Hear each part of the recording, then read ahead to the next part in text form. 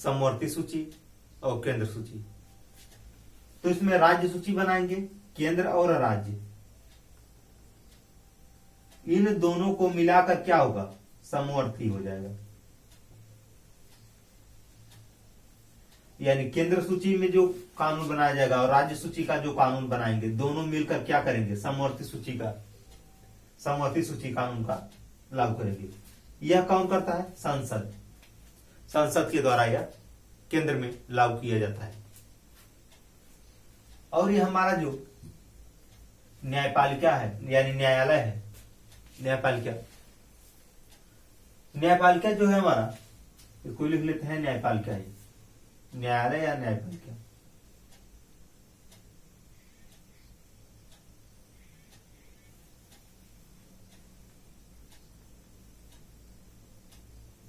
न्यायपालिका यह एकीकृत है, यानी यह स्वतंत्र रूप से क्या करता है, कार्य करता है। इसमें देखेंगे हम तो पहले क्या हो जाएगा, सुप्रीम कोर्ट, इसके बाद हाई कोर्ट, इसके बाद क्या हो जाएगा, डिस्ट्रिक्ट कोर्ट। यानी यह निचले स्तर का होता है। पहले क्या करेंगे, कोई भी अगर न्याय से संबंधित कोई भी व्यवस्था है तो उसको क्या करेंगे, पहले डिस्ट्रिक्ट कोर्ट में जाएंगे, यहां से नहीं क्लियर हुआ तो हाई कोर्ट में जाएंगे, हाई कोर्ट से भी नहीं क्लियर हुआ तो क्या होगा, सुप्रीम कोर्ट। यह क्या है, केंद्र स्तर का है, यह राज्य स्तर का है, यह जिला स्तर का। लेकिन इसमें हम यह नहीं बांट सकते हैं कि यह सिर्फ केंद्र के लिए होगा और यह सिर्फ राज्य के लिए होगा और यह सिर्फ डिस्ट्रिक्ट के लिए होगा। इसको इस तरीके से हम बांट नहीं सकते हैं। इसमें हम क्रम वाइज चल सकते हैं। अगर हमें न्याय नहीं मिल रहा है तो पहले डिस्ट्रिक्ट कोर्ट में जाएंगे, डिस्ट्रिक्ट कोर्ट से न्याय नहीं मिला तो कहां जाएंगे, हाई कोर्ट जाएंगे, हाई कोर्ट से नहीं मिला तो कहां जाएंगे, सुप्रीम कोर्ट जाएंगे। लेकिन यह क्या है, केंद्र स्तर का कोर्ट है, यह केंद्र स्तर का कोर्ट है। और यह क्या है, राज्य स्तर का कोर्ट है। राज्य स्तर में सबसे बड़ा जो कोर्ट होगा हाई कोर्ट होगा, केंद्र स्तर में जो सबसे बड़ा कोर्ट होगा सुप्रीम कोर्ट होगा, डिस्ट्रिक्ट कोर्ट जो होगा जिले स्तर का सबसे बड़ा कोर्ट होगा। तो इतना आप लोग नोट कर लीजिए, इसके बाद आगे बताएं।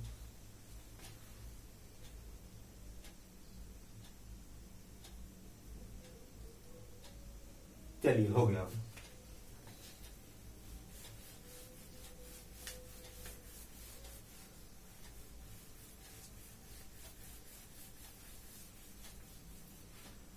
अब देखते हैं पहले इसका कार्य क्या है, इसका कार्य क्या है और इनका कार्य क्या है। इसको अभी रहने देते हैं, कार्य को अभी रहने देते हैं, पहले इतना ही समझते हैं। कार्यपालिका, विधायिका और न्यायपालिका को ही हम अभी समझेंगे। विधायिका का कार्य यह है कि यह क्या करता है, कोई भी बिल या कानून को बनाने का कार्य करता है। कौन कार्य करता है, विधायिका। बिल या कानून बनाने का क्या करेगा, कार्य करेगा। इसी को लागू कराने का कार्य कौन करेगा, कार्यपालिका करेगा। बिल हो या कोई भी कानून अगर बना रहा है, कोई भी विधि इससे बनाया जा रहा है, किसी विधायिका के द्वारा किसी भी विधि का निर्माण किया जा रहा है, तो उसको लागू कराने का जो कार्य है वह कौन करेगा, उसको कार्य करेगा कार्यपालिका। कार्यपालिका इसको क्या करेगा, लागू कराने का कार्य कर रहा है। लागू कराने में अगर कोई इसका उल्लंघन कर रहा है, बिल जो यह लागू हो रहा है या कानून विधि निर्माण द्वारा कानून जो लागू हो रहा है, बनाया गया है, उसको लागू कराने के लिए जो कार्यपालिका के द्वारा लागू कराया जाएगा, अगर इसमें कोई हस्तक्षेप कर रहा है, उल्लंघन कर रहा है इसका, तो इसमें दंड का प्रावधान किसके पास है, या कौन दंड देगा, न्यायपालिका दंड देगा। कौन देगा, न्यायपालिका। यानी विधायिका का कार्य यह है कि यह कोई भी बिल हो या विधि निर्माण द्वारा कानून हो, कुछ भी यह बनाएगा, जो भी यह कानून यानी बनाएगा, कोई भी कानून हो या बिल बनाएगा विधायिका, तो उसको लागू कराने का कार्य करता है हमारा कार्यपालिका। कार्यपालिका लागू कराने का कार्य करता है। वही चीज अगर बिल को लागू कराने में जो उल्लंघन करते हैं तो उसका दंड का प्रावधान किसमें किया गया है? न्यायपालिका के द्वारा किया गया है। यह जो है विधायिका जो है क्या है? कार्यपालिका के प्रति उत्तरदायी होता है। विधायिका कार्यपालिका के प्रति उत्तरदायी होता है। उत्तरदायी होता है। क्या होता है? विधायिका कार्यपालिका के प्रति उत्तरदायी होता है।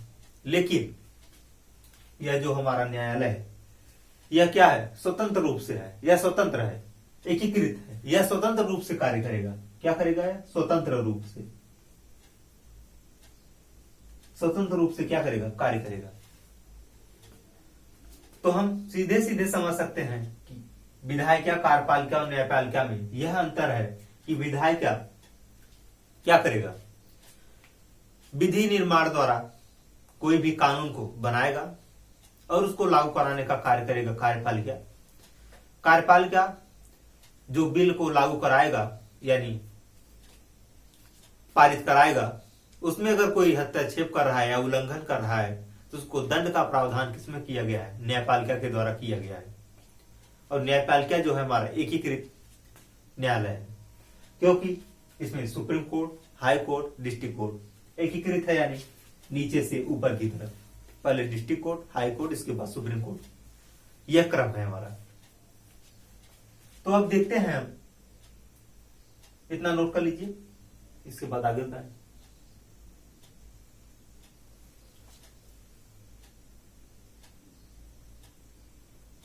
पहले एक एक को लिखा देते हैं। विधायिका, कार्यपालिका और न्यायपालिका के बारे में लिखाने के बाद फिर आगे हम चर्चा करते हैं।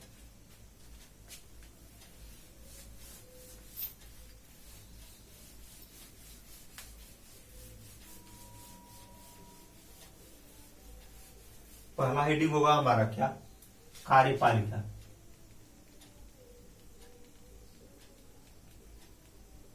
कार्यपालिका, इसको आराम से समझते हुए लिखते हुए चलेंगे। कार्यपालिका है क्या? कार्यपालिका कानूनों को पारित कराने या लागू कराने का क्या करता है? कार्य करता है। यह कानूनों को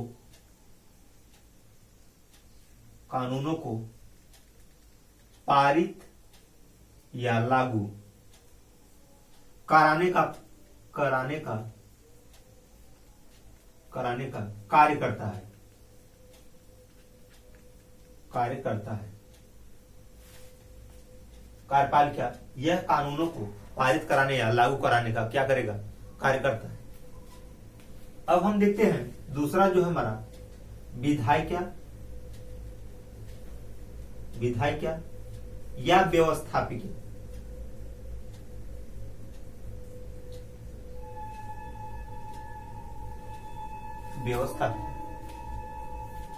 यह क्या है? इसका जो कार्य है, इसका कार्य विधि निर्माण करना। इसका कार्य विधि निर्माण करना, कानूनों को बनाने का कार्य करती है। इसका कार्य विधि का निर्माण करना, विधि का निर्माण करना या कानूनों को बनाने का कार्य करता है। क्या करता है? कानूनों को बनाने का कार्य करता है।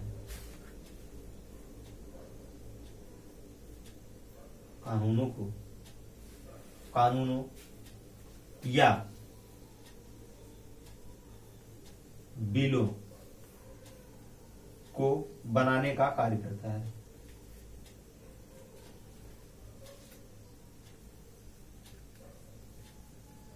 बनाने का कार्य करता है। यह हुआ हमारा विधायिका या व्यवस्थापिका। इतना नोट कर लीजिए, फिर आगे हम देखते हैं न्यायपालिका। चलिए, हो गई।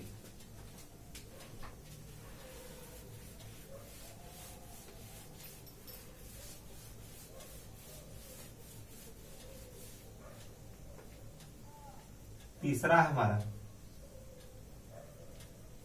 न्यायपालिका। न्यायपालिका यह है क्या? न्यायपालिका, न्यायपालिका का जो कार्य है, न्यायपालिका का जो कार्य है न्याय करना तथा कानूनों की व्याख्या करना। इसका कार्य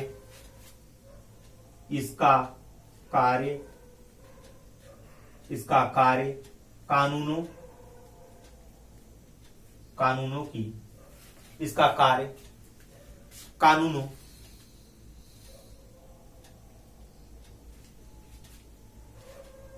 इसका कार्य जो है न्याय करना। इसका कार्य न्याय करना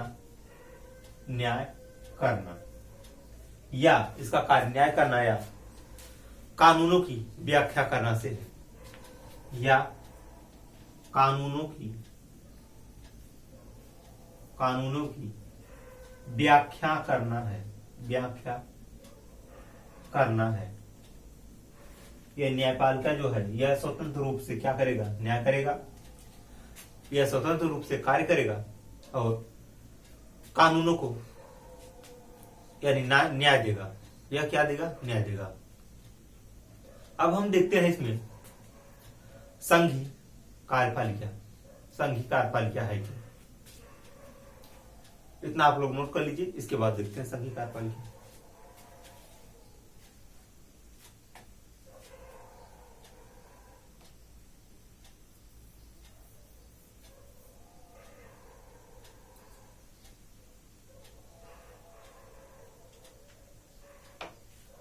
चलिए हो गया।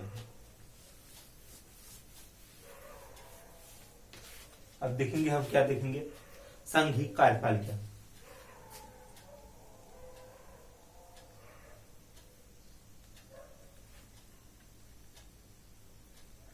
संघीय कार्यपालिका, संघीय कार्यपालिका है क्या? इसको जान लेते हैं। भारतीय संविधान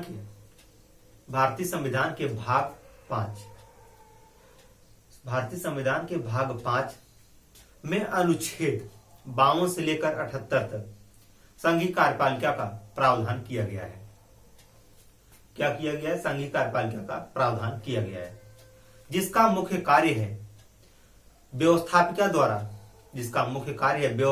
द्वारा निर्मित कानूनों को लागू कराना। व्यवस्थापिका द्वारा निर्मित कानूनों को लागू कराने का कार्य किसका है? संघीय कार्यपालिका का है, तथा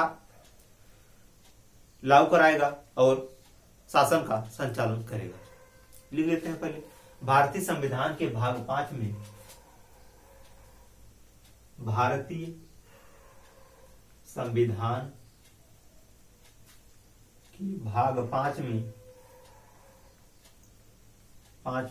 आर्टिकल 52 से लेकर 78 तक संघीय कार्यपालिका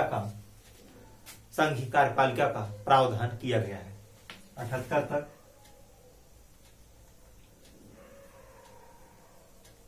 संघीय कार्यपालिका का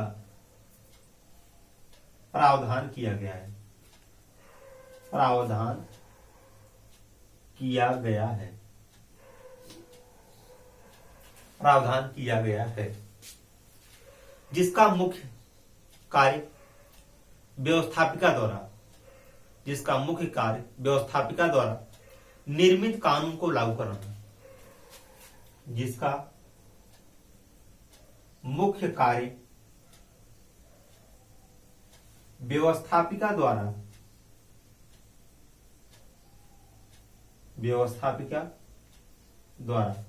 कानूनों का जिसका मुख्य कार्य क्या है? व्यवस्थापिका द्वारा निर्मित कानूनों को लागू कराना। द्वारा निर्मित कानूनों को लागू कराना तथा संचालन करना।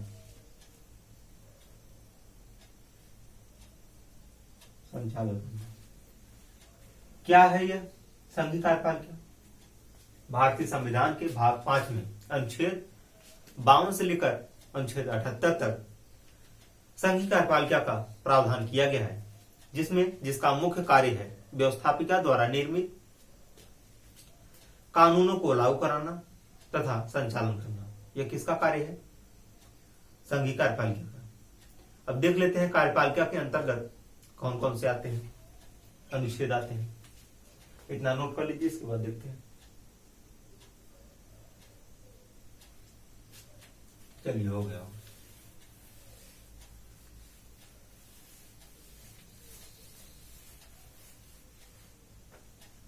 संघीय कार्यपालिका, इसको हम 5 भागों में बांटते हैं। कौन कौन से अभी बताए हैं, जैसे संघीय कार्यपालिका क्या है, केंद्र स्तर के लिए बताए हैं। केंद्र स्तर पे कौन कौन से हैं? राष्ट्रपति, उपराष्ट्रपति, प्रधानमंत्री, मंत्रिपरिषद और महान्यायवादी। राष्ट्रपति, उपराष्ट्रपति,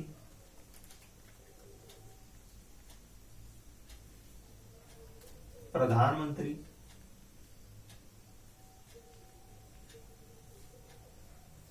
मंत्रिपरिषद और महान्यायवादी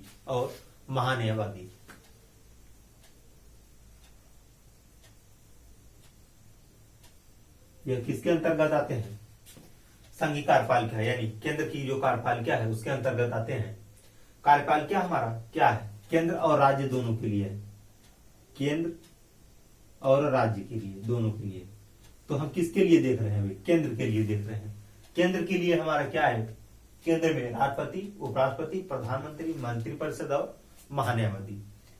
हम अभी केंद्र के लिए देख रहे हैं, इसको हम मिटा देते हैं।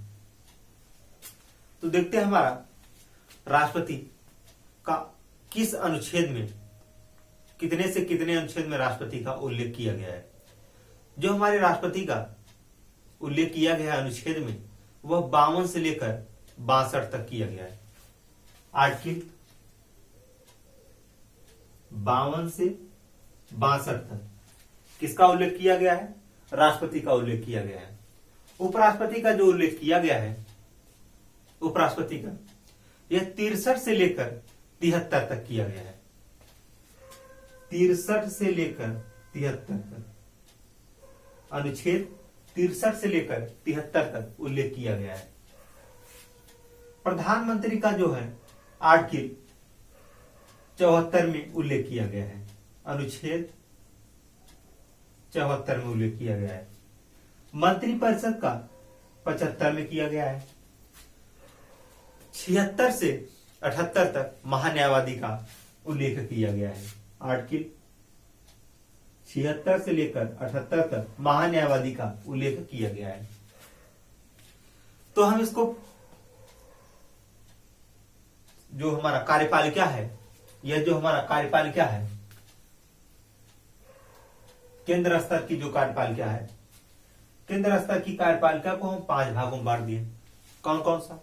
राष्ट्रपति, दूसरा उपराष्ट्रपति, तीसरा प्रधानमंत्री, चौथा जो है हमारा मंत्रिपरिषद और 5वां महान्यायवादी। राष्ट्रपति को अनुच्छेद 52 से लेकर 62 तक का उल्लेख किया गया है। उपराष्ट्रपति को 63 से 73 तक अनुच्छेद में उल्लेख किया गया है और प्रधानमंत्री को अनुच्छेद 74 में और मंत्रिपरिषद को 75 में उल्लेख किया गया है। वहीं पर महान्यायवादी को 76 से लेकर 78 तक उल्लेख किया गया है। तो हम इसको क्रम से आर्टिकल वाइज पढ़ेंगे, लेकिन उसके पहले हम संघीय कार्यपालिका क्या है उसको भी देख लेते हैं। संघीय कार्यपालिका, यह तो हमारा कार्यपालिका हुआ जो केंद्र स्तर की कार्यपालिका है। केंद्र स्तर की कार्यपालिका यह है हमारा। अब संघीय कार्यपालिका क्या है उसको देख लेते हैं। संघीय कार्यपालिका, जैसे हमारा संघीय कार्यपालिका को हम 3 भागों में बांट देते हैं। पहले इतना नोट कर लीजिए, इसके बाद आगे देखते हैं।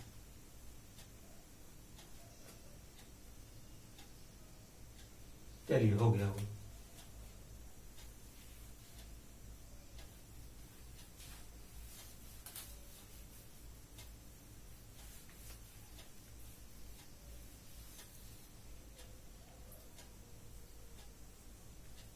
संघीय कार्यपालिका।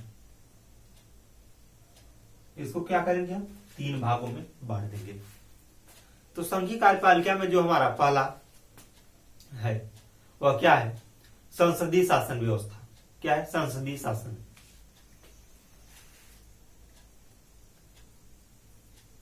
संसदीय शासन, संसदीय शासन। दूसरा जो है हमारा अध्यक्षात्मक, अध्यक्षात्मक शासक, अध्यक्षात्मक शासक। और जो तीसरा है हमारा बहुल कार्यपालिका, अध्यक्षात्मक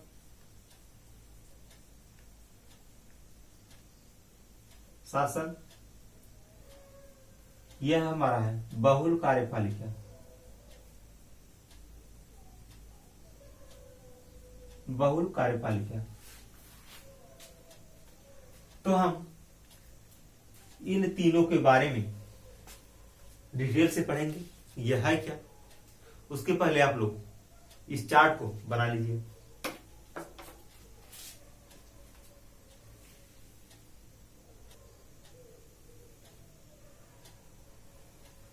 चलिए, हो गया होगा, इसको मिटा देते हैं। अरे जो हमारा संघीय कार्यपालिका है यह ब्रिटेन से ग्रहण किया गया है। ब्रिटेन से क्या किया गया है, ग्रहण किया गया है। पहले इसके बारे में जान लेते हैं।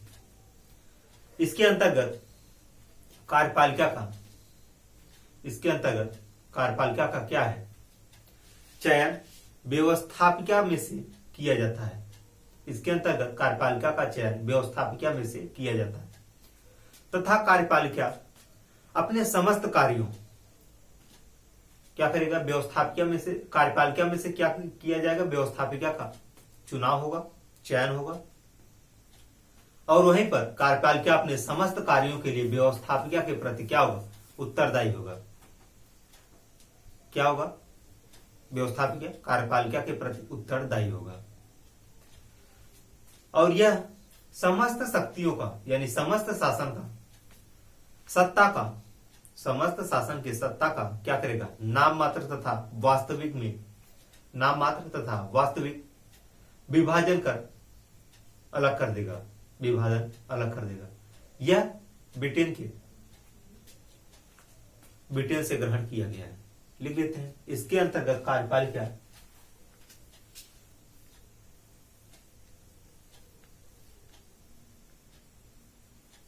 अंतर्गत कार्यपालिका में से, कार्यपालिका, इसके अंतर्गत कार्यपालिका का चयन, कार्यपालिका का चयन या चुनाव, कार्यपालिका का चयन या चुनाव किसमें से किया जाता है, व्यवस्थापिका में से। चयन या चुनाव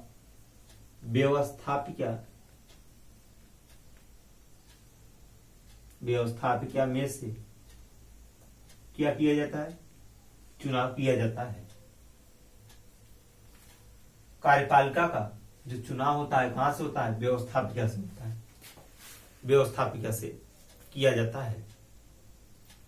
कार्यपालिका का जो कार्य है, कार्यपालिका अपने समस्त कार्यों के लिए व्यवस्थापिका के प्रति उत्तरदायी होता है।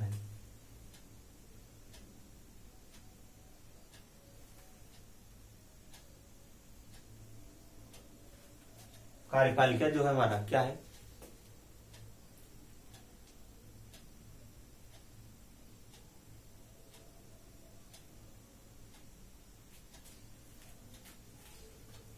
व्यवस्थापिका कार्यपालिका के प्रति उत्तरदायी होता है। लिख लेते हैं इसको भी। कार्यपालिका अपने समस्त कार्यों के लिए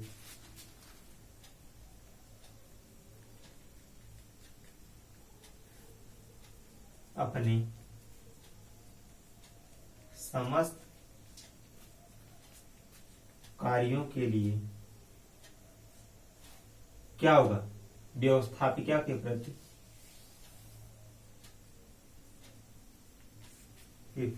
उत्तरदायी होगा।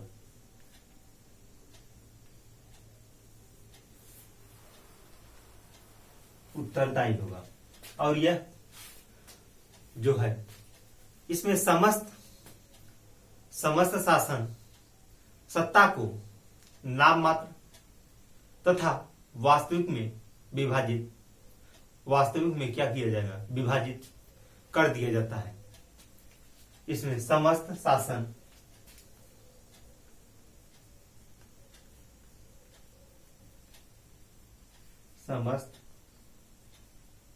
शासन का क्या किया जाएगा,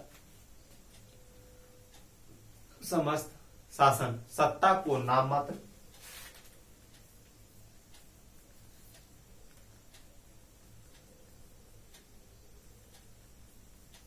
तथा वास्तविक सत्ता को नाम मात्र तथा वास्तविक में विभाजित कर दिया जाता है। वास्तविक में विभाजित कर दिया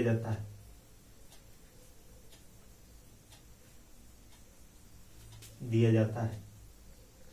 जैसे ब्रिटेन, यह हमारा संघीय कार्यपालिका हुआ। अब देखेंगे अगला हम अध्यक्षीय शासन। अध्यक्षीय शासन क्या है?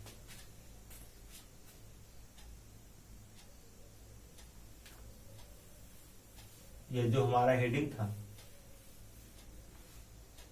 संसदीय शासन,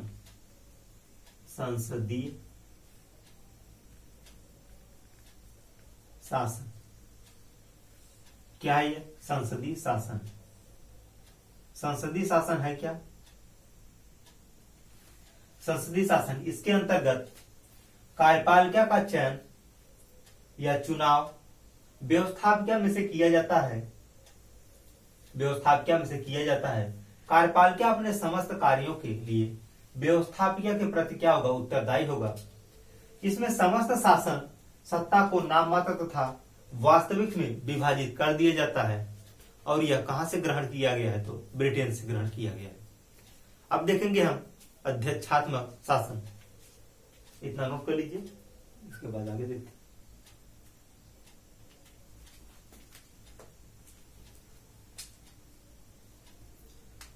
चलिए, हो गया होगा।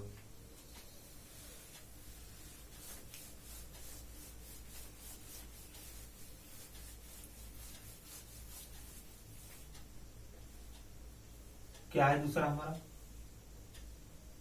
अध्यक्षात्मक शासन क्या है?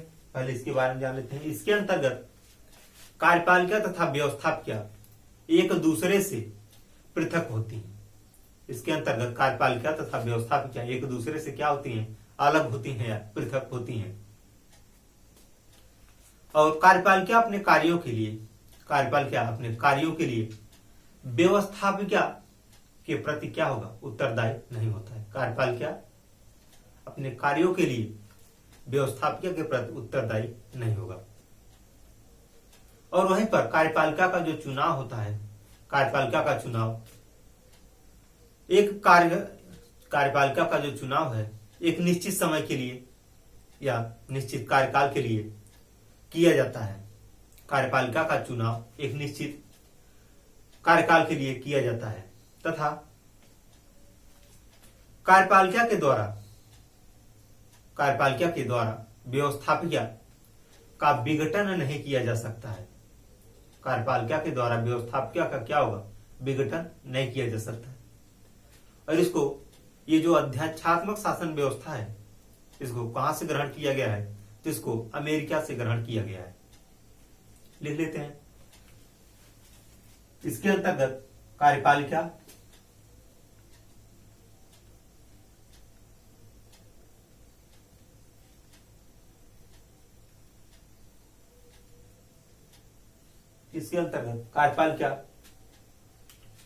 विधायिका, कार्यपालिका तथा व्यवस्थापिका या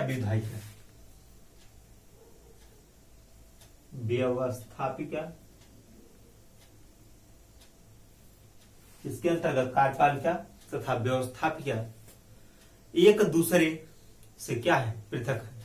व्यवस्थापिका एक दूसरे से अलग है। इसके अंतर्गत कार्यपालिका तथा व्यवस्थापिका एक दूसरे से क्या है, पृथक है या अलग है, पृथक है। और जो कार्यपालिका है अपने कार्यों के लिए व्यवस्थापिका के प्रति उत्तरदायी नहीं होगा तथा कार्यपालिका अपने कार्यों के लिए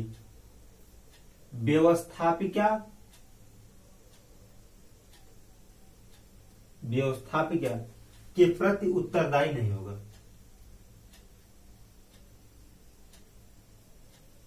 उत्तरदायी नहीं होगा। क्या होगा, जो कार्यपालिका है व्यवस्थापिका के प्रति उत्तरदायी नहीं होता है, लेकिन वहीं पर व्यवस्थापिका या विधायिका किसके प्रति उत्तरदायी होता है, कार्यपालिका के प्रति उत्तरदायी होता है। और यह जो हमारा कार्यपालिका है, कार्यपालिका एक निश्चित समय के लिए क्या किया जाता है, कार्यपालिका एक निश्चित समय के लिए या निश्चित कार्यकाल के लिए किया जाता है। इसका चुनाव एक निश्चित कार्यकाल के लिए किया जाता है। नहीं होता है। इसका कार्यपालिका का चुनाव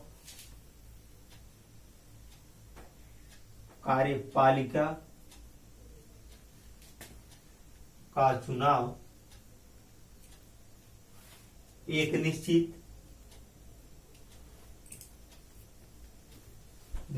कार्यकाल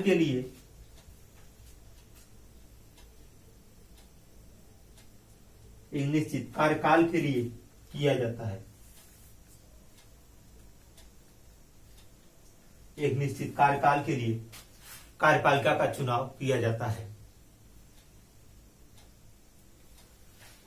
और वहीं पर कार्यपालिका के द्वारा व्यवस्थापिका का विघटन नहीं किया जाता है तथा कार्यपालिका के